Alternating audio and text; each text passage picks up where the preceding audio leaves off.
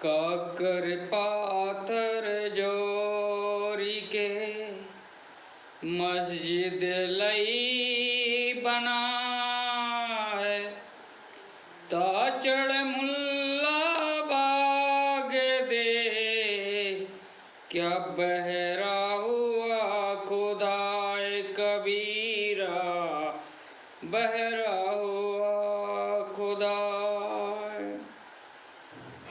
पाहन पूजे हरि मिले तो मैं पूजूं पहाड़,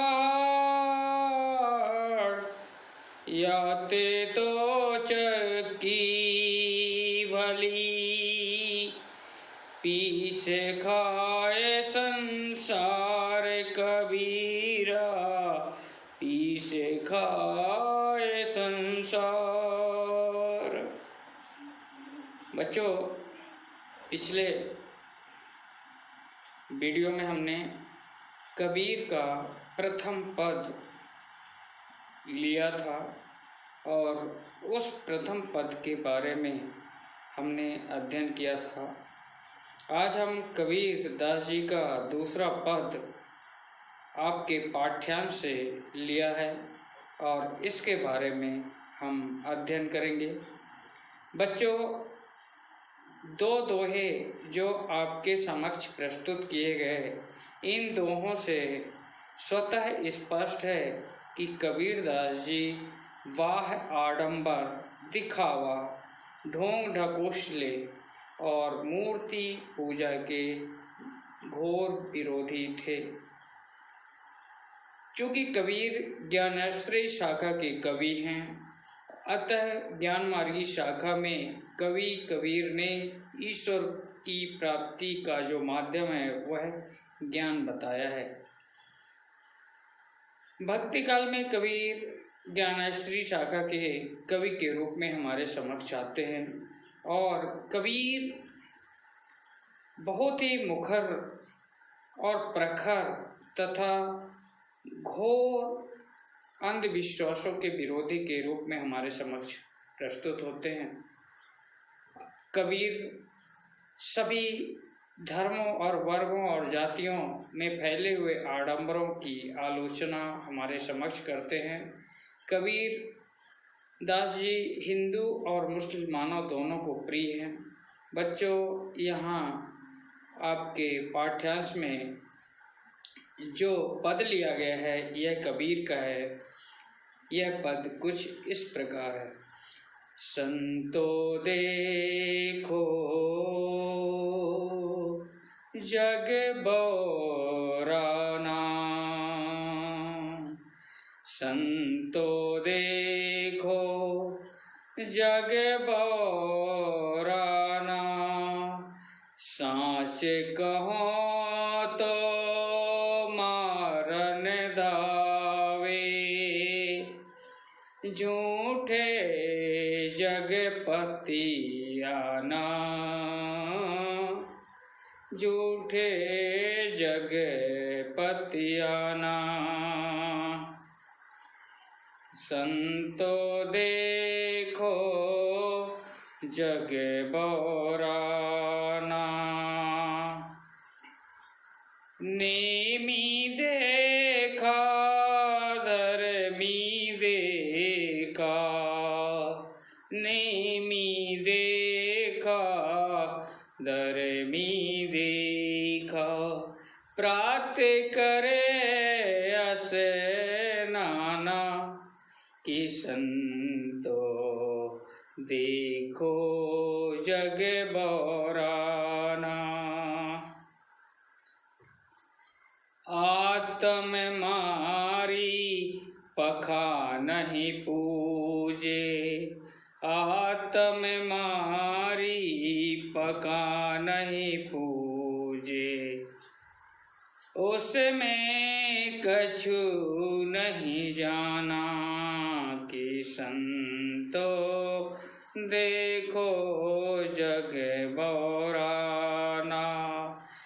बहुत देखा पीर औलिया, बहुत देखा पीर औलिया, पढ़े किताब कुराना की संतो, देखो जग बौराना। कै मुरीद तदबीर बताबे, उनमें नहीं कछु ज्ञाना की संतो, देखो जग बौराना। आसन मारी डिम्बी धरी बैठे, आसन मारी डिम्बी धर बैठे, आसन मारी डिम्बी धर बैठे।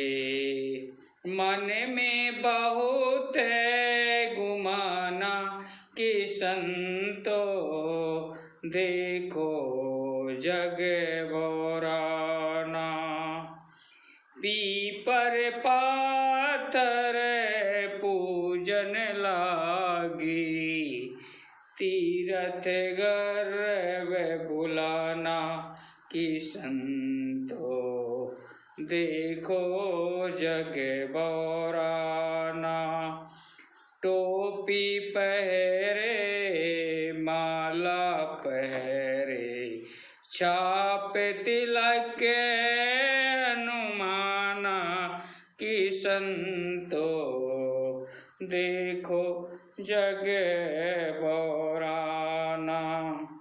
साखी सब दही गावत भूले, आत्म खबरी न जाना कि संतो, देखो जग बौराना।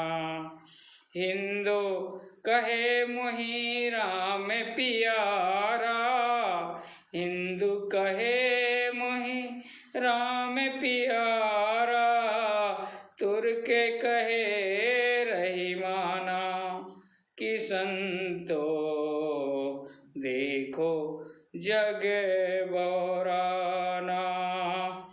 आपस में दो लरी मरी गए, आपस में दो लरी लरी मुए, मर्म कछु ना जाना कि संतो, देखो जग बौराना।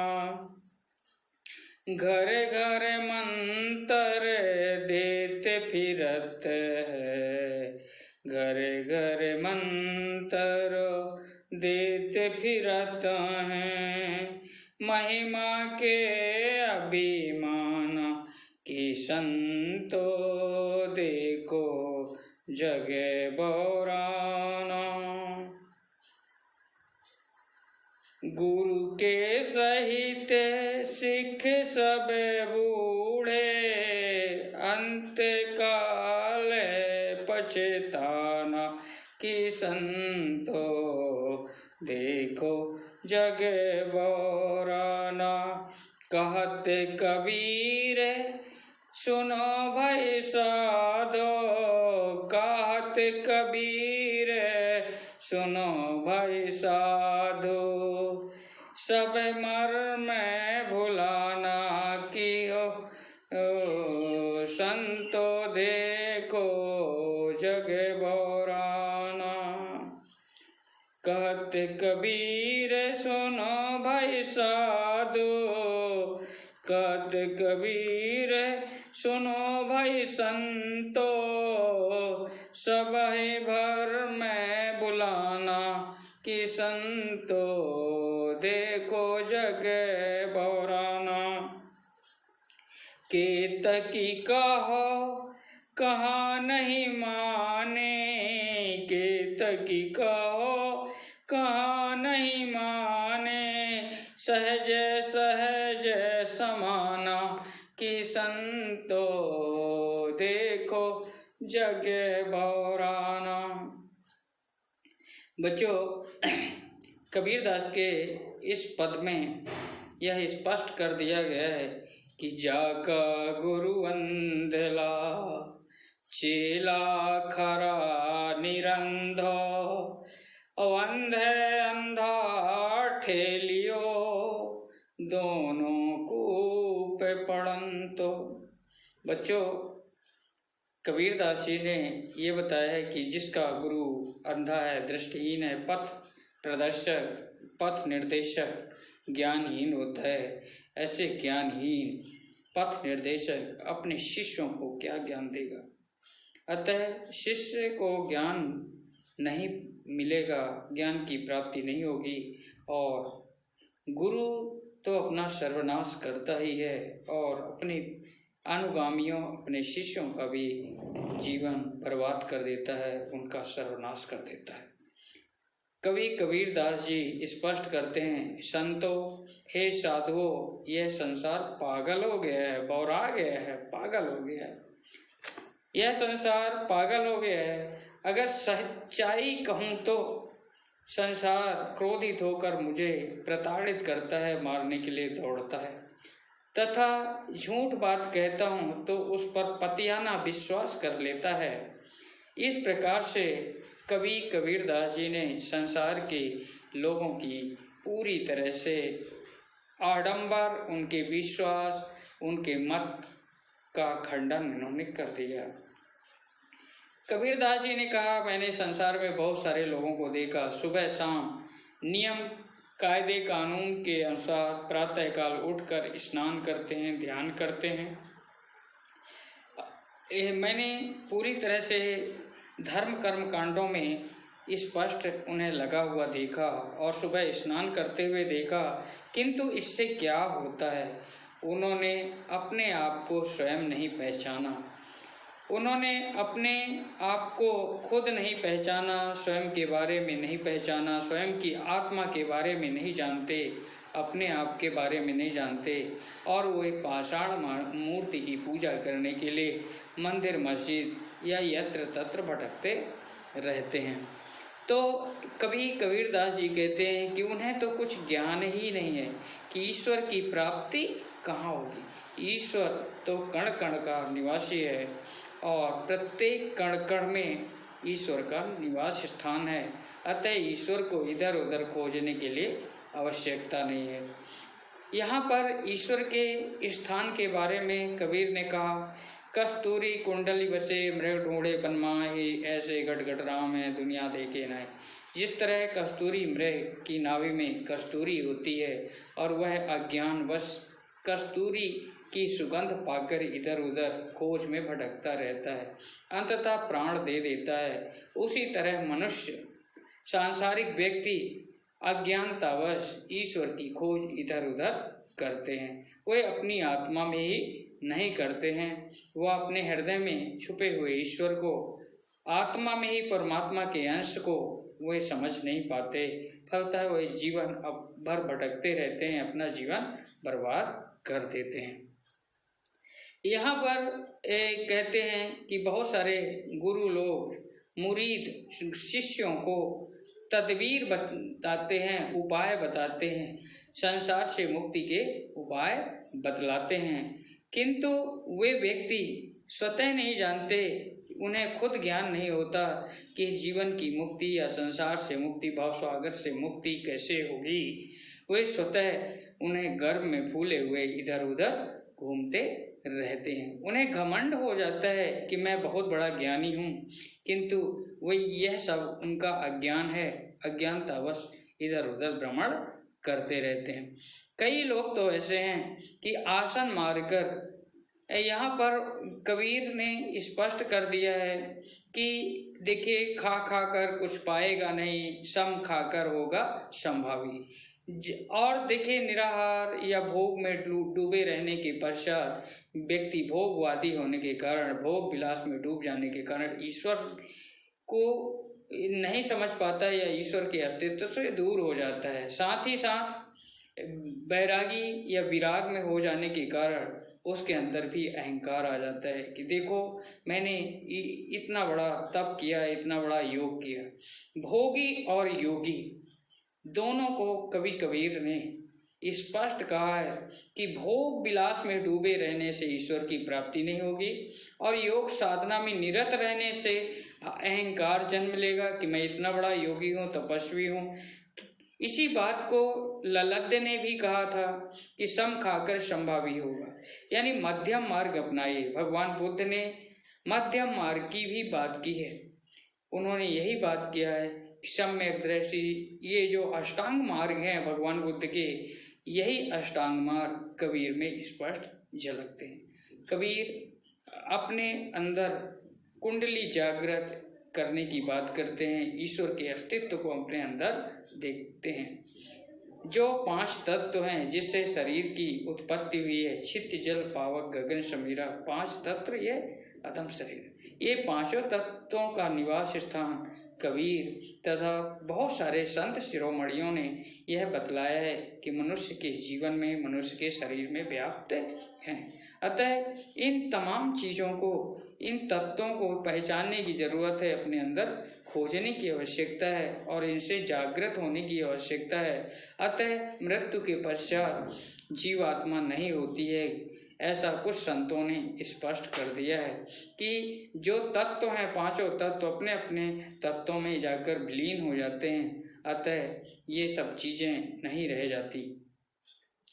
और दूसरी बात तो है, अगर कुछ संतों ने तो आत्मा को अजर और अमर कहा है, किंतु आत्मा अजर और अमर है तो फिर आत्मा की मृत्यु नहीं होती, आत्मा परमात्मा में समाहित हो जाता है, शरीर का विनाश हो जाता है।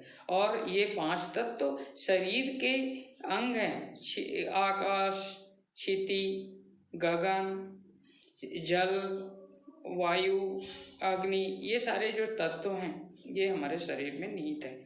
और मृत्यु के पश्चात यह शरीर यहीं पर नष्ट हो जाता है। तो कबीर ने इस संबंध में उन्होंने स्पष्ट किया। उन्होंने ये कहा कि कई लोग पीपल पत्थर और अनेक स्थानों पर मंदिर मस्जिद में जाकर जल अर्पित करते हैं, ईश्वर की पूजा करते हैं, ध्यान लगाते हैं, अनेक तीर्थ व्रत आदि करते हैं। तो कबीर कहते हैं यह तो व्यक्ति का भ्रम है, यह तो उसका कर्म कांड दिखावा है। लोग बड़े बड़े दिखावा करने के लिए यज्ञ, जप, तप, योग, वैराग्य, ना जाने क्या क्या साधनाएं करते हैं, कौन कौन सी क्रियाएं करते हैं। उन क्रियाओं से व्यक्ति को आत्मसंतुष्टि होती है या उसके अंदर अहंकार जन्म ले लेता है, इससे ईश्वर की प्राप्ति संभव नहीं है। कई लोग तो हिंदुओं में टोपी पहनकर सिर पर माला धारण करना और तिलक लगाने से ईश्वर की प्राप्ति नहीं होगी, आडंबर से ईश्वर की प्राप्ति संभव नहीं है। कबीर ने आडंबर का पूरा विरोध किया है। उन्होंने यहाँ पर पूरी तरह से उन्होंने कहा कि लोग बहुत सारे कीर्तन, भजन, साखी, शब्द गाते फिरते हैं और अनेक प्रकार के लोकाचार करते हैं, किंतु उन्हें अपनी आत्मा के आवाज को नहीं सुनते। बाहर तो आडंबर बहुत करते हैं किंतु आत्मा के आवाज को नहीं सुनते। यहाँ पर साधु वेश बनाइया माला पहनी चार, और बाहर वेश बनाइया भीतर भरी भंगार। बाहर से तो आपने साधु का स्वांग कर लिया, क्या आत्मा में वह सज्जनता है? आपने आडंबर के कारण आत्मा में सज्जनता नहीं आती, अतः आडंबर का परित्याग करना चाहिए। यहाँ पर कबीर ने स्पष्ट कहा है, हिंदू और मुस्लिम दोनों लड़ते हैं, आपस में धार्मिकता के कारण लड़ते हैं। हिंदू कहता है मुझे राम प्यारा है और मुसलमान रहीम या अल्लाह प्यारा है, किंतु ईश्वर एक है, एक आत्मवाद, एकेश्वरवाद। यहाँ पर कबीर ने एकेश्वरवाद की जो अवधारणा है पूरी तरह से यहाँ पर स्पष्ट करते हैं कि ईश्वर एक है। ईश्वर चाहे हिंदू हो, मुस्लिम हो, चाहे उसे राम कहें, कृष्ण कहें या अल्लाह कहें या गुरु नानक, अनेक धर्म के लोग अलग अलग नामों से जानते हैं, किंतु ईश्वर एक है। और ईश्वर एक ही है, अलग अलग धर्मों में अलग अलग नाम से जानने से अलग नहीं हो जाते, इसी तरह से यहाँ पर उन्होंने स्पष्ट कर दिया है। यहाँ पर कबीरदास जी कहते हैं हिंदू मुस्लिम आपस में दोनों लड़ते मरते हैं, धार्मिक आडंबरों के लिए लड़ते हैं, ये प्रतीकों के लिए लड़ते हैं, धार्मिक चिन्हों के लिए लड़ते हैं, ईश्वर के लिए नहीं लड़ते। किसी भी ईश्वर या पैगंबर ने, ईश्वर के दूत ने आपस में किसी भी धर्म को लड़ाने की बात कदापि नहीं की।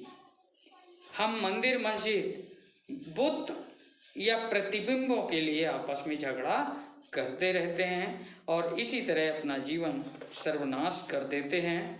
हम मर्म को नहीं जानते, मूल बात से हम दूर हो जाते हैं। यहाँ पर कबीर ने कहा कई सारे लोग जो घर घर मंत्र इत्यादि देते फिरते हैं और अभिमान में भरे होते हैं और वो अपने महिमा के अभिमान में, अपनी कीर्ति यश के अभिमान में भरे होते हैं। उन्हें लगता है मैं बहुत बड़ा पैगंबर हूँ, बहुत बड़ा गुरु हूँ, बहुत बड़ा श्रेष्ठ व्यक्ति हो गया हूँ, मेरे अनुयायी ऐसे हैं। तो इससे कबीर ने कहा अहंकार का जन्म हो जाता है। वस्तुतः ईश्वर की प्राप्ति नहीं होती बल्कि अहंकार ही पोषित होता है। यहाँ पर कबीर ने स्पष्ट किया कि गुरु के सहित शिष्य सब बूढ़े, और देखिए यहाँ पर अंतकाल पछताना। यहाँ पर स्पष्ट कबीर ने कह दिया है कि गुरु अगर अज्ञानी है तो शिष्य भी अज्ञानी होगा। तो यहाँ पर कबीर ने स्पष्ट कर दिया है कि कबीर का ही एक दोहा है कि जाका गुरु अंधला चेला खरा निरंध, और अंधा अंधा ठेलिया दोनों को पढ़ंत। जिसका गुरु अंधा होगा तो वह क्या ज्ञान देगा, उसका भी चेला निरंध होगा, पूरी तरह दृष्टिहीन होगा। और अंधे ने अंधे को धक्का दिया, यानी अंधे ने अंधे को रास्ता बताया, तो दोनों ही कुएं में गए, यानी दोनों का जीवन सर्वनाश हो गया। यहाँ पर यह पंक्ति चरितार्थ होती है। इन पंक्तियों के संबंध में कबीर का यह दोहा पूरी तरह स्पष्ट होता है, पूरी तरह सटीक बैठता है। कबीरदास जी ने कहा, कबीर ने कहा कि सुनो भाई संतो, सुनो भाई साधो, सुनो भाइयों, सब हम भ्रम में पड़े हुए हैं, भ्रम में पड़े हुए हैं। माया मोह काम क्रोध अनेक मद लोगों में हम जकड़े हुए हैं और इसी वजह से हम ईश्वर की स्पष्टता को, ईश्वर के अस्तित्व को, ईश्वर के बारे में इस ज्ञान से अपरिचित रहते हैं। और यहाँ पर कबीर ने स्पष्ट कहा है कि संसार को मैं कितना भी समझाऊं, कहाँ कौन किसकी सुनता है, कोई भी किसी की नहीं सुनता। सही राह बताइए तो कोई भी व्यक्ति किसी की बात को नहीं मानता, जबकि मूल बात यह है कि ईश्वर सहज मिले अविनाशी, सहज मिले अविनाशी। मीरा ने स्पष्ट किया है, मीरा ने भी किया है, मेरे अविनाशी मेरे ईश्वर मुझे सहज प्राप्त हुए। यही बात तो कबीर ने कहा। कबीर ने ये कहा कि ईश्वर की प्राप्ति सहज रूप से हो सकती है। हम समझें, बंदे मोह को कहाँ ढूंढते बंदे, मैं तो तेरे पास में। अरे वंदना करने वाले साधक पूजक, मेरे अभ्यर्थक मुझे कहाँ खोजता फिरता है, मैं तो तेरे निकट में हूँ। कबीर ने इन पंक्तियों को पूरी तरह से यहाँ पर स्थापित किया है। इस पद में अगर हम बात करें तो कबीर ने अपने बाह्य आडंबरों का पूरी तरह खुलकर विरोध किया है। संसार में फैले हुए आडंबर का विरोध किया, अज्ञानता का विरोध किया है। कबीर की भाषा यहाँ साधुकड़ी भाषा है। कबीर की इस भाषा में तद्भव देशज विदेशी अनेक शब्दों का आगमन हो गया है और उर्दू फारसी के शब्दों का प्रयोग है। साथ में हम देखें भाषा चित्रात्मक है। हमारे सामने पद को गाते गाते हमारे आंखों के सामने मंदिर मस्जिद और पूजा पाठ करने वाले लोगों का दृश्य आंखों के सामने उपस्थित हो जाता है। यहाँ पर कबीर अक्खड़ता, पूरी तरह कठोरता के साथ, अक्खड़ स्वभाव के साथ ठेठ भाषा में उन्होंने अपनी बात मुखर रूप से रखी है। यहाँ पर पाखंडी गुरुओं के बारे में और उनके शिष्यों के बारे में स्पष्ट कर दिया है कि पाखंड से कुछ भी प्राप्ति नहीं है।